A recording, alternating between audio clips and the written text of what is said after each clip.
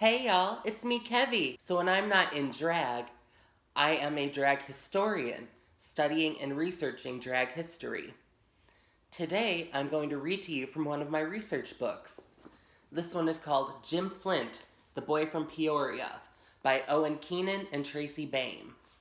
Jim Flint was the founder of the Baton Lounge in Chicago, as well as the Continental Pageantry System. And I will be reading a passage about Shantae, a performer from the Baton who went on to have an incredible career, Miss Alexandra Billings.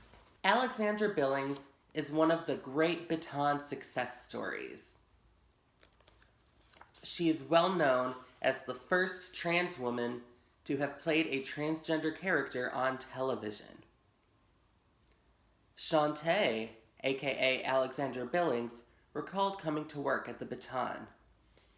I had been working at Club Victoria and performing since 1981. And at the time, the Baton had sort of an open stage deal on Sundays. It was there where young drag queens could come and basically audition, or at least perform. Jim was usually there, and I remember being so intimidated by him when he stood in the back. He stood there with his arms crossed like Edward G. Robinson. I was doing crazy stuff at the time. I would tape record scenes from movies and then act them out on stage set to Sondheim music. Strange stuff. Anyway, so I went there every Sunday night for almost a year and finally got up the nerve to approach Jim and ask what he thought or if he had any advice. He said 3 things. Get better costumes, learn how to do your hair, and do something from this century. So I took his advice. I had someone make me some costumes, had a friend show me some things with my hair, and then I started doing Eartha Kitt. That was really what got me noticed, or at least made him see potential in me. Flint agreed. Shantae was a great Eartha Kitt. Shantae as an entertainer was just wonderful, so different and fantastic. Billings continued. Kelly Lauren and I started the same day. Kelly was a shoo-in.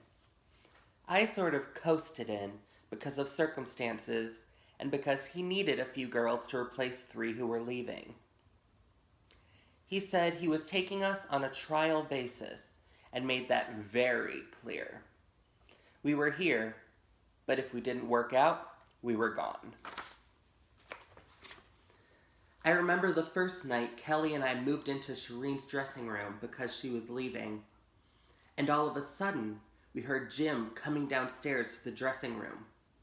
I was so nervous, and when I get nervous, my solution is to start cleaning something.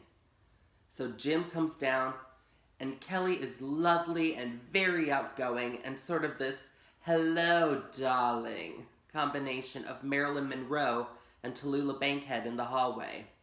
And Jim said, "You need to calm down," which sort of set the tone and was the theme for most of their relationship.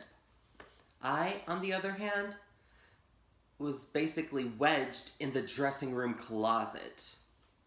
Jim came in and said, "What are you doing?" And I was so nervous that all I can remember saying was, "I'm alphabetizing my gowns."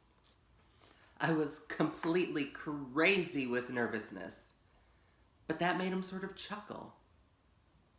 And that made me zero in and think, now that was a way I could survive here. I could make him laugh. Shantae and I were close friends, added Dana Douglas. And at the same time, she was extremely jealous. She was so much more talented than I ever was. She had more talent in her little finger than I do altogether. But I was a showgirl. A 6 foot tall in my stocking feet showgirl. And she wasn't. She was a great actress and entertainer, but it really hurt her that someone less talented than her could win and beat her at Continental. She was always trying to outdo. Jim was someone who actually helped turn my life around, said Billings. At the time, I was dating a drug dealer, and we were holed up in this hotel on a 3-day binge. I don't know if you've ever experienced this, but when you wake up out of a coke binge, you have no concept of time. So I went to the lobby, and they said I had a message from Jim Flint. So I called him and said, "What's going on?" And he said, "Shantae, you're fired." I asked him why. And he said, "Because it's Sunday. You disappeared for 3 days. It's like you fell off the face of the planet." I begged him not to fire me. "Please, Jim, I can't afford it." He was so mad. He said, "This has never happened to me before. Let me think about it." So I called on Tuesday, and he said, "I will take you back if you clean up your act. I'll let you back through these doors, but I have no tolerance for that drug. So you can either keep doing that drug, or you can walk through these doors to your future, but not both. It's your decision." So actually, that was a key moment in my life, and I have to say, if it wasn't for that ultimatum, I'd most likely be dead. He definitely changed the course of my self-destructive behavior.